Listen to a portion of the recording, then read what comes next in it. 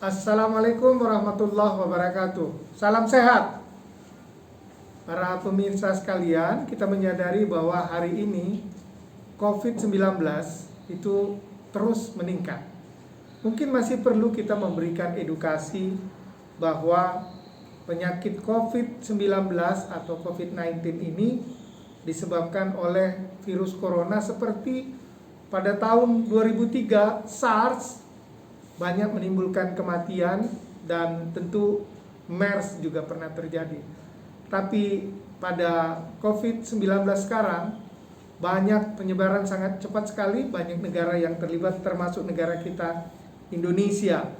Penyebab daripada COVID-19 ini tadi kita sebut sejenis coronavirus yang kita sebut sebagai SARS-CoV-2, dan penyakitnya kita sebut dengan Coronavirus Disease 2019 atau COVID-19, COVID-19. Bisa menular melalui mulut, hidung, dan mata. Kita menyadari bahwa sekarang gejalanya mulai sangat bervariasi sekali, sehingga orang menyebut penyakit 1000 wajah, di mana khasnya ada demam, batuk pilek, letih lesu, sakit tenggorokan, gangguan pernapasan seperti sesak, dan banyak sekali gejala yang lain yang juga muncul. Dan penularannya kita menyadari bahwa semula orang mengatakan itu karena droplets, jadi tetesan cairan yang keluar pada saat seseorang itu batuk atau bersin.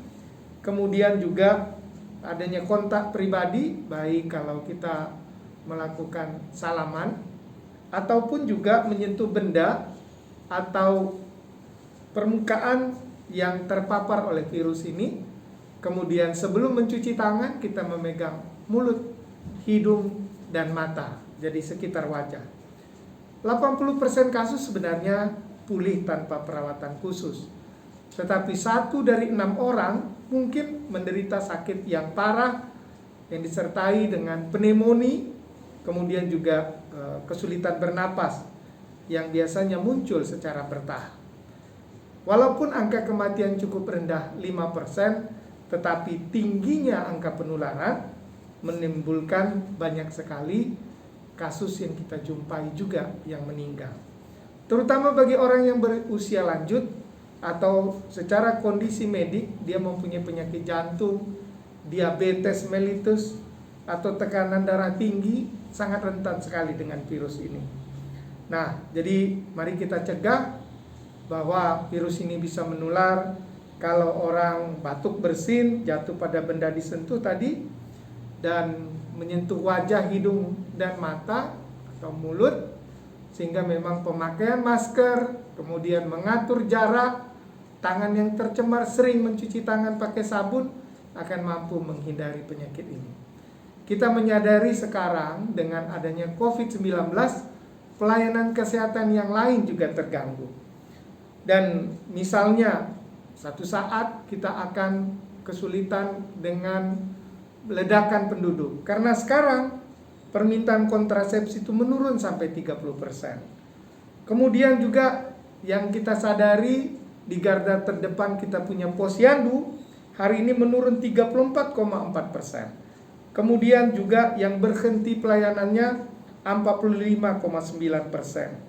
Imunisasi menurun sampai 58,3%. Dan menurunnya pelayanan-pelayanan kesehatan baik di puskesmas dan di rumah sakit karena orang takut terinfeksi, menyebabkan menurunnya juga kontinuitas layanan kesehatan yang akan mengakibatkan gangguan layanan pada penyakit tidak menular. Orang penyakit jantung, orang mengalami hipertensi, penyakit ginjal dan kanker sekarang sulit untuk berobat. Begitu juga turunnya pelayanan pada penyakit-penyakit menular baik TBC, HIV/AIDS, DBD yang akan berdampak satu saat terjadi booming. Misalnya akan terjadi booming stroke, kemudian juga booming dengan penyakit yang dapat dicegah dengan imunisasi, akan terjadi booming stunting mungkin, booming kematian ibu dan anak, kemudian juga meningkatnya berat badan lahir rendah, dan juga dengan terjadinya ledakan jumlah penduduk karena meningkatnya kelahiran, dan kita takutkan re-emerging daripada berbagai penyakit baik TB, meningkatnya HIV AIDS, dan penyakit menular yang lain. Sehingga tentu kita berharap bagaimana pelayanan berjalan dengan baik, di samping penanggulangan COVID-19 juga dapat berjalan. Dan mari masyarakat jangan takut untuk berobat, karena rumah sakit, layanan kesehatan sudah mengatur jalur yang aman buat Bapak dan Ibu sekalian berobat. Mudah-mudahan kita tetap sehat dan pelayanan kesehatan dapat berjalan dengan baik. Salam sehat. Assalamualaikum warahmatullahi wabarakatuh.